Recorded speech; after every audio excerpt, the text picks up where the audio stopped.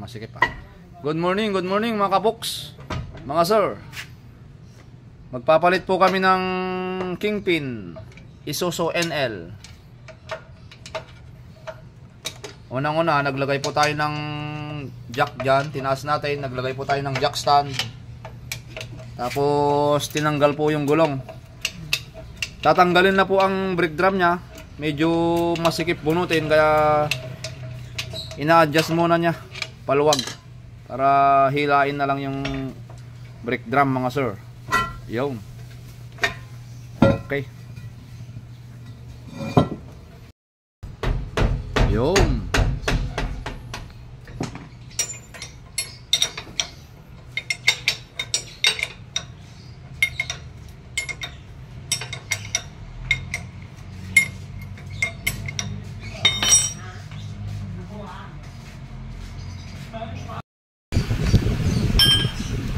Yo. Sinunod nang tinanggal yung takip. Tapos itong pin. Then yung nut, tatanggalin po ninyo yan.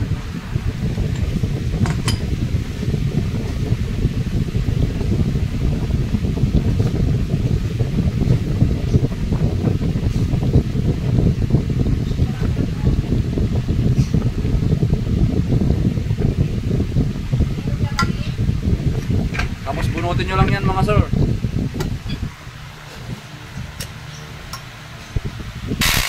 Yun. Okay. Okay. Yun, tanggal. May baril, mabilis. Okay. Ayan, i-secure nyo lang dyan. Then susunod, mga sir, tatanggalin na yung nut ng tie rod. Yung ilang pukpuk lang, tanggal lang.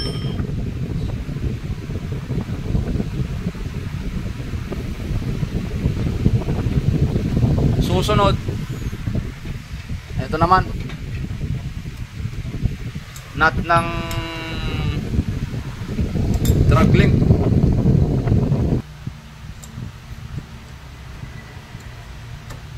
You know.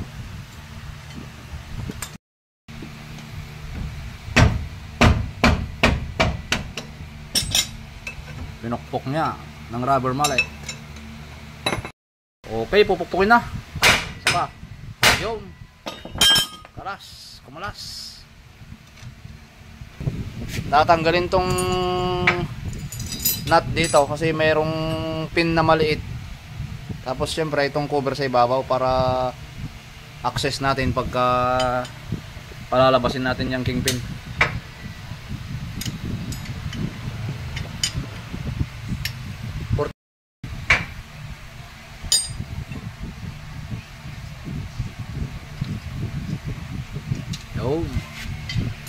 Yan yung dulo ng Kingpin, bandang taas. Ngayon pupukpukin na to.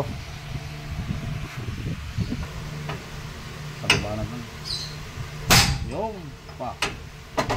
Yung. Kita nyo naman. Matras agad. Yun. Pakita natin sa likod, yun o, mga sir. Bumalaw. Pagkatapos po natin tanggalin yung pin dito, tapos yung takip sa ibabaw, gagamitan na natin yan ng maso. Kumuha lang kayo ng ng round bar. Yan. Lalagay nyo diyan. Tapos pupukpukin. Okay, tingnan natin. Ano doon? Yun, mga sir. Oh. Tiyaga-tiyaga lang. Bababa naman yan, siyempre sa katagalan. Tapos may kalawang din. Gamitan nyo lang ng WD-40. Okay, pukpuk pa nga.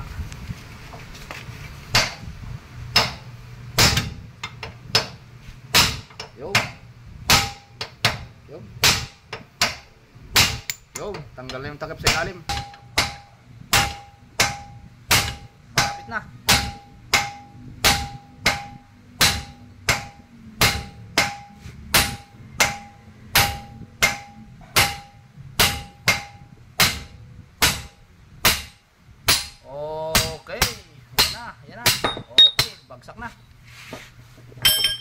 sir. Lumabas na ang pin. Susunod, siyempre huhugutin na tong ano, knuckle o spindle.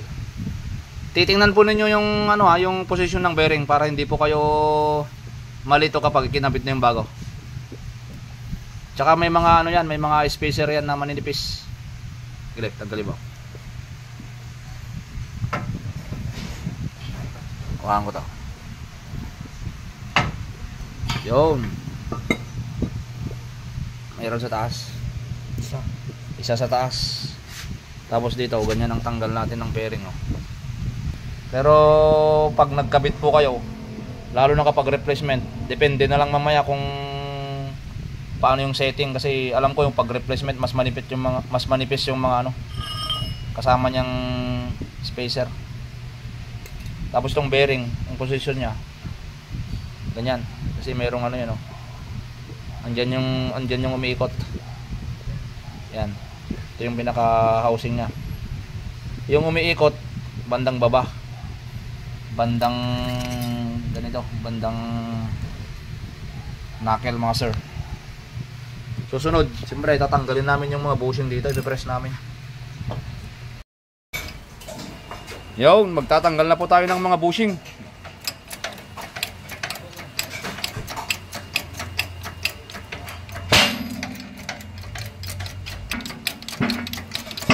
Siyempre itong procedure natin na to, kung magdi-DIY po kayo, malamang hindi nyo na po magagawa to kasi dadalhin nyo na sir sa machine shop. Pero ipapakita pa din natin.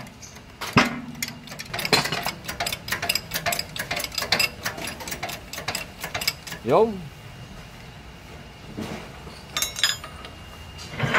Gumamit po tayo dyan ng socket na eksaktong sakto. Yan o. Para safe tayo. Hindi natin ipinatong na paganyan yan kanina dun sa umpisa. Ginawa natin paganyan. Yo. Okay, ginamitan natin nga pala ng socket to. Eksakto itong top tool natin na ano, 26mm. Sinacrifice na natin, hindi naman natin nagagamit to.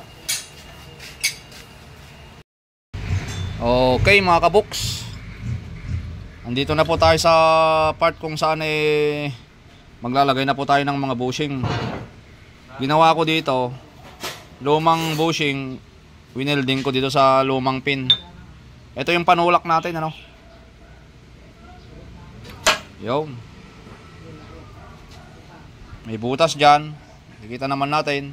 Itatapat natin dito. Yan po yung papasukan ng grasa kapag ano po kayo, nagpakarga. Yan ba?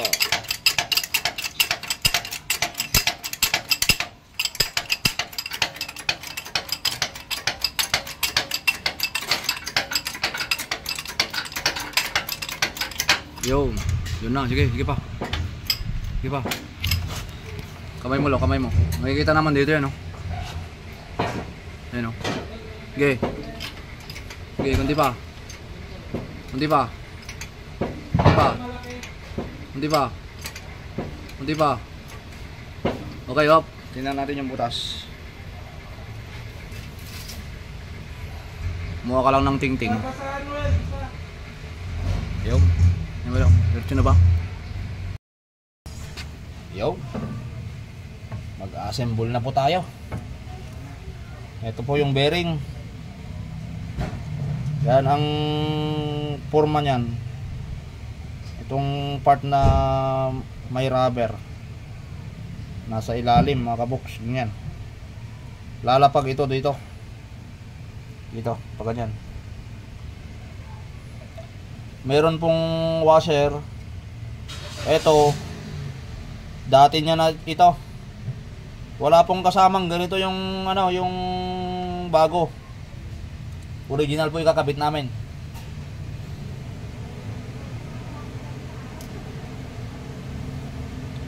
Tapos kingpin, yan. Lalagyan natin ng grasa bago ipasok. Yan. Ganito po ang diskarte ko. Manggagaling sa ilalim ang pin. Washer. Ang washer po niya, bandang beam. Ganito. Dito. Yan.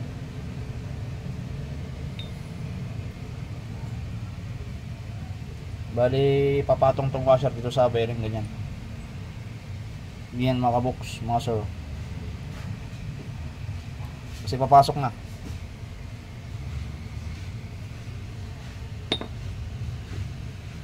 Sentro mo lang yan. Ayan.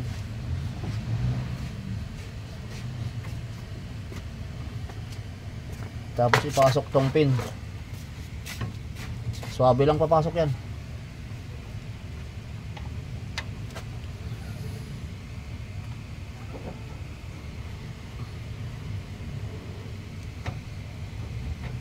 Yun o. Suwabe lang pumasok. Yan.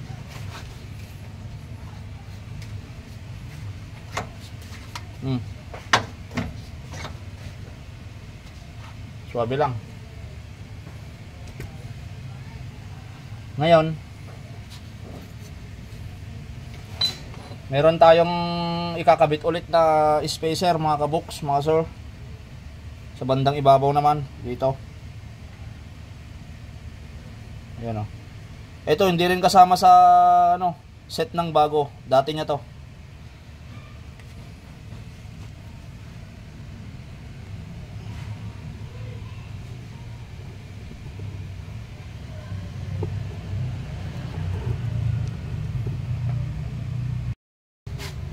Yan na mga kaboks, mga sir. Meron akong discarding ginawa dito. Kita nyo to, itong lumang bushing na nilagay ko rito. Dalawa yan, yan o. Tapos may jack tayo. May purpose yan. Dahil itong washer ilalagay natin dito, o spacer dyan. Siyempre hindi natin may kabit yan dahil may pwersa to, may bigat. Gagawin natin, i-jack natin. I-jack ko yan. Pagka i-jack niyan, i-jack mo lang konti. Up, yan lang. Okay. Pagka bumbahin niya yung jack, tingnan nyo, magkakaroon ng awang yan.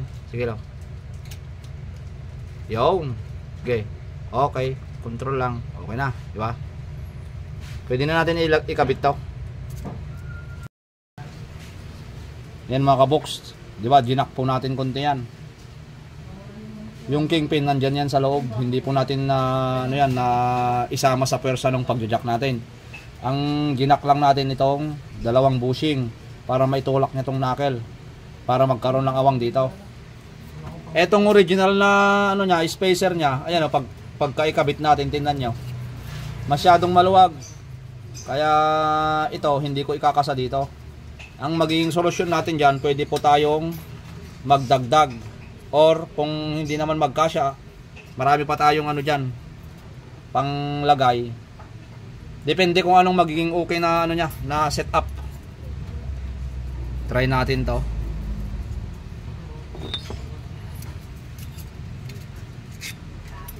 Subukan nating ipasok kasama tong kapal.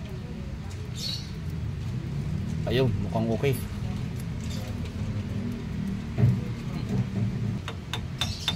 Yan. Pwede nyong i-jack konti.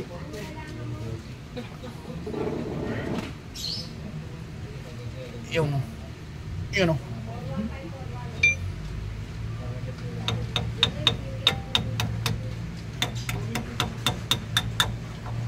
Medyo may konting pwersa sa pagpasok niya. Hindi pwede po dito yung masyadong maluwag.